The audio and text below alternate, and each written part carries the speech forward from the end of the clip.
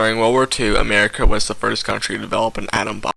Russia, believing that America was taking over the world, began bringing in other countries into the Soviet Union. The world quickly divided between America and its allies and the Soviet Union. The Soviet Union shocked America and the rest of the world when they launched Sputnik. Sputnik was humans' first satellite in space. America, fearing that they were far behind in technology, created DARPA, Defense Advanced Research Projects Agency.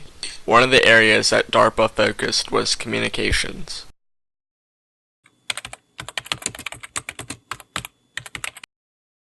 The Internet was first thought about in 1952. ARPANET was the first network created.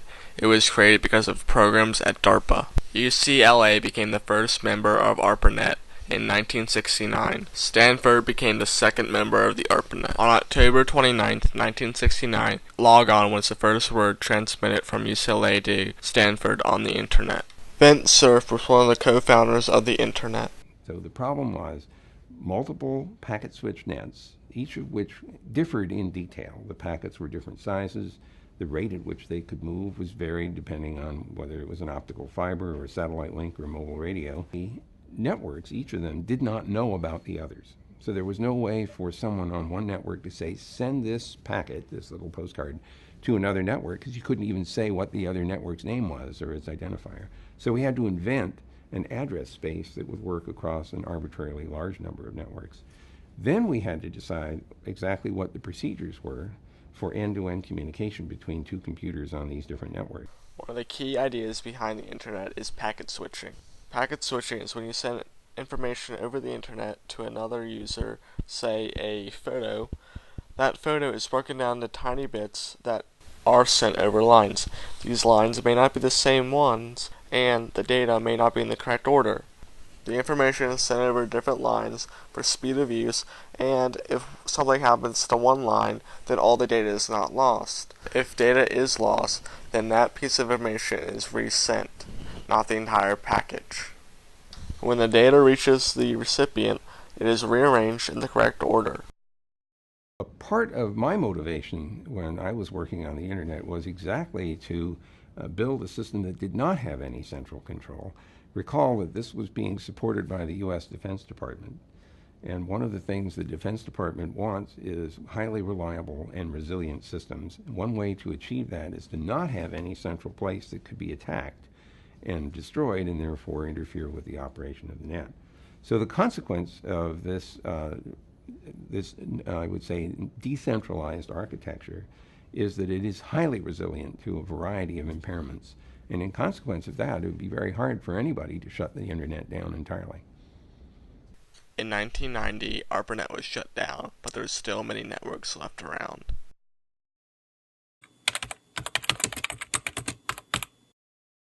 Tim Berners-Lee developed the World Wide Web at CERN, or European Organization for Nuclear Research, in 1989, forever changing how we use the Internet. I invented the web just because I needed it, really, because it was so frustrating that it didn't exist. There I was at CERN, exciting environment, people coming from different countries, people coming from different universities, working for different people, and because they didn't all work for the same company, they weren't all told to buy the same software and buy the same computer. So they came with different sorts of computer, different sorts of software, so their documentation was all in different systems. So when I wanted to do my job, I'd have to build a program that would make this talk to that, and I'd have to go and find out how this worked, and find out how that worked, and then how the infrastructure worked. Those would all be on different computers. So it would be a question of going to one person and interviewing them, more or less. So the idea of the web as being a place where we could just have all this stuff available in such a way as I could make a link. When somebody says, oh, if you use this, you'll really need to know how to use that too. Okay, that is a random abstract association. That's somebody bringing up from their brain the fact that, oh yeah, these two things are connected. So really valuable, I always felt, to be able to keep that, put that into the computer. Even though this system runs on one sort of computer, this system runs on a completely different sort of computer. They're different types of system. So at CERN, before the web, they would be systems you'd have to connect to completely separately. And you wouldn't be able to really bring up the information from one thing at the same time as the other. You'd have to bring up information from one and write it on the back of an envelope and then go to the other system and maybe type it back in. So that was pre-web. But there was lots and lots of information on disks. But the information was there. There were all these documentation systems. And if you realized that it would just take a little program running on each to turn them into the web, to make it so that even though the documents stayed on that documentation system, they actually also appeared on the web. And even though they stayed in this help system, they also appeared in the web.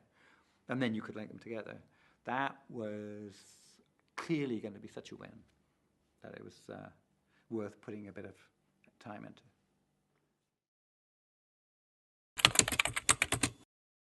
The internet has no borders, and it is almost impossible to block. This is why it's such a great tool for the spread of information. After the last Iranian election, believing that the election was rigged, Iranians started to protest. The government blocked all media, so the Iranians started to post information on the internet so that word would get out. The Iranians used Twitter and YouTube to get information out.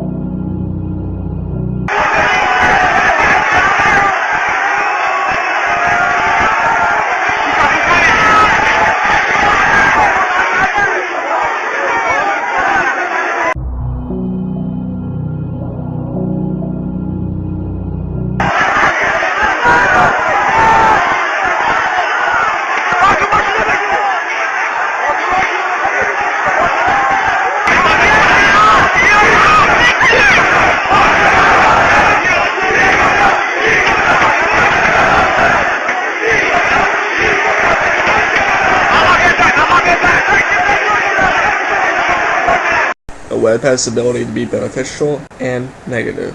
We just have to wait and see what it will be.